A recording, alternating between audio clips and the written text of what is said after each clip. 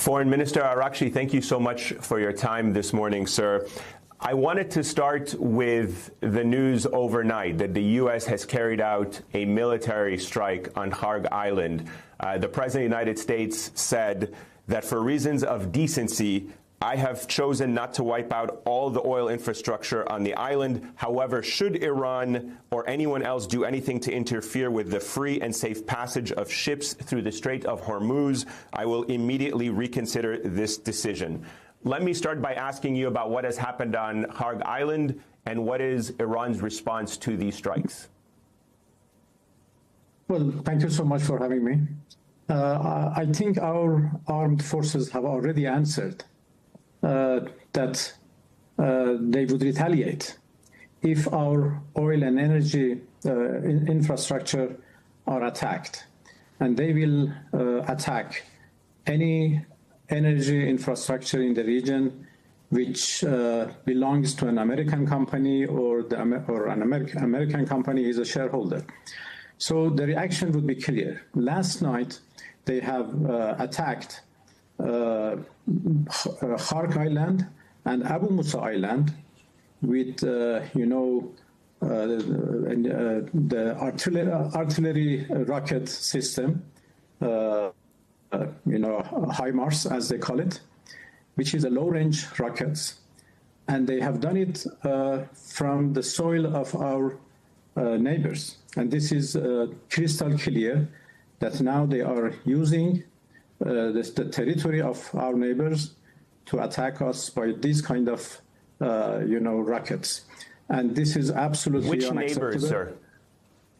Well, the last night attacks were tracked by our forces, and now it is clear that they are fired from UAE, from two locations in the UAE, from in Ras Al Khaimah, and from a location very close to the city of Dubai.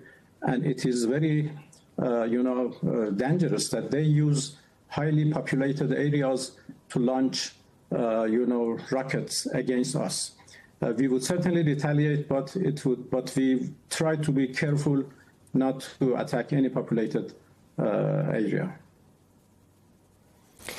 Is there any sign that Iran is prepared to allow passage of the Straits of Hormuz? Will the Straits of Hormuz remain closed so long as this war continues? Well, as a matter of fact, the Strait of Hormuz is open. It is only closed to the tankers and ships belong to our enemies, to those who are attacking us and their allies. Others are free to pass. Of course, many of them prefer not because of their, security concerns. This has nothing to do with us. And at the same time, there are many tankers and ships who are passing through the Strait of Hormuz, and I can say that the strait is not closed, but it is only closed to American, Israeli, ships and tankers, and not to others.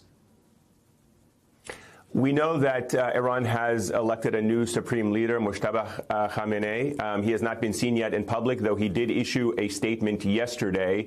I'm sure you have heard the comments from the U.S. Secretary of Defense, Pete Hegseth, who has said that he claimed the supreme leader is wounded and likely disfigured. What is the status of the supreme leader, Mojtaba Khamenei?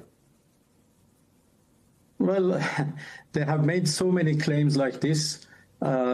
Yesterday, they said that all Iranian, authorities are in the bunkers, but at the same time, the whole world saw our president, the Speaker of, Parliament, everybody, the Secretary of our National Security Council, everybody was in the street among the people who demonstrated. So there are lots of accusations like that. They will see soon, I guess, that there is no problem with the new supreme leader. He sent his message yesterday, and he will perform his duties. He is performing his duties according to the Constitution, and he will continue to do that. I think by now it should have been clear and it should have been known for everybody that our system is very well rooted in the society. The Islamic Republic is a system which is not dependent on any individual or any group of people. It is well established. It's a very well established political structure, and the deep state is doing its functions, is functioning, and everything is in place. So they shouldn't have any hope for anything happen to the individuals. That the system is working. It worked properly after the assassination of and martyrdom of our supreme leader. You saw that nothing happened and everything remained in order, and still everything is under control. I wanted to ask you about the war strategy from an Iranian perspective. Can you tell us right now, as you know, there has been reporting that both Russia and China are providing targeting intelligence to Iran to target either U.S. positions, facilities, infrastructure across the region. Can you confirm or deny whether Russia or China is providing military support and intelligence to Iran? Well, Russia and China are our strategic partners, and we have had close cooperation in the past, which still continues, and that includes military cooperation as well. I'm not going into any details of that. A good cooperation with these two countries, politically, economically, even militarily. To say once again that this is not our war. This is an imposed war against us.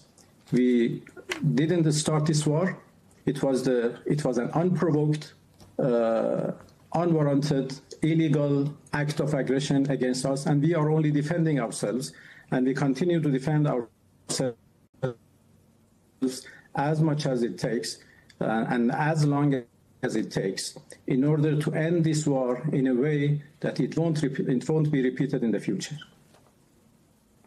As you probably saw, the United Nations this week, UN Security Council passed a resolution condemning your attacks on your Arab neighbors. It received 130 co-sponsors, which is a very significant number. Your close allies that you just said are providing you support, Russia and China, they didn't veto that. They abstained from it, but they didn't veto it and allowed the resolution to pass. Do you think the global community has spoken clearly about the way Iran has conducted this war on its Arab neighbors with condemnation and calling on it to stop? The Security Council is suffering from the lack of justice in its decisions and resolutions it makes.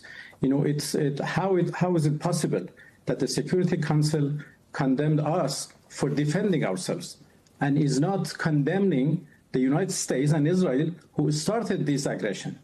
So if they want to have a just, full decision or resolution which can work, they should consider all aspects of any event. We are under attack. It was the United States and Israel who started this war. They deserve to be condemned, not us. What we are doing is, and this is why that so many countries have become hopeless about the role of the Security Council, including the United States, who has decided to go for its own board of peace, or even for the United States. The Council votes politically and based on the interest of, certain countries and not based on realities, based on justice. You do acknowledge, though, that Iran is targeting civilian targets across the Gulf countries, right? Because, I've spoken to officials across the region, and many of the targets that have been hit are clearly civilian buildings. Why is Iran targeting civilian buildings and airports and commercial ports in Gulf countries that made clear they are not involved in these attacks against your country? No, it is clear that we are attacked from, unfortunately, their territories, from American bases and American military installations in the territory of the Persian Gulf countries. And this is very unfortunate. What we are doing as an act of self-defense is to targeting American bases, American installations, American assets, and American interests, which are unfortunately located in the territory of our neighbors. Just as an example, 2 days ago, the United States attacked one of our, banks. They are doing, they are attacking our, cities and our and civilian targets. They attacked a school in Minab. It is very well known for the whole world. They have attacked some hospitals. Two days ago, they attacked a bank of Iran. A building belongs to a bank. And so we decided to retaliate in kind with the building into cities around us. So what we are doing is only the principle of an eye for an eye, which is very well known. Let me ask you really quickly about the negotiations before the war started. Do you believe Steve Witkoff and Jared Kushner were good faith negotiators conveying accurate information back to the White House about Iran's position during these negotiations? There's been some reports that you shouted at Steve Witkoff and Jared Kushner, that you threatened that you had enriched uranium to make 11 nuclear weapons. I want you to set the record straight on those negotiations in the final days before the war. Well, I don't know what they have conveyed to their boss. What I know is that on 26 February, when we met in Geneva, we were able to make a good progress. As Omani foreign minister, the intermediator said it was a significant progress. And before he posted his tweet, he read it to both delegations, and both delegations accepted that, yes, this is the right, the right saying about what we have made today. Significant progress. This is what we were able to do it on 26 February.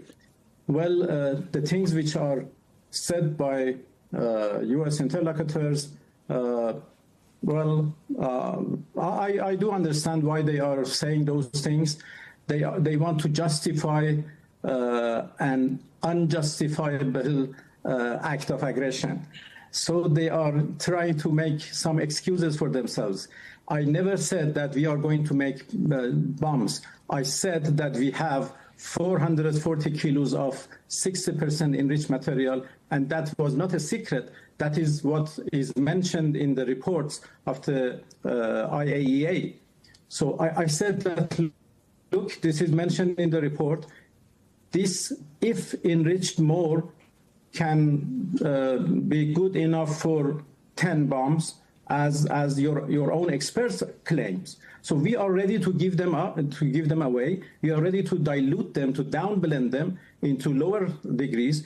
And by saying that, I wanted to say that the concession that we are making is really big. But how they have interpreted that, I don't know. Maybe because the lack of enough knowledge, maybe because of their intentions to justify, as I said, the act of aggression, which cannot be justified. I hope that the true story of what happened on 26 February in Geneva would become, known to the people soon. Mr. Foreign Minister, thank you so much for your time. A deal. That is the reality. Mr. Foreign Minister, thank you so much for your time. We're out of time. We certainly appreciate you joining us. Thank you. Thank you. Thank you so much.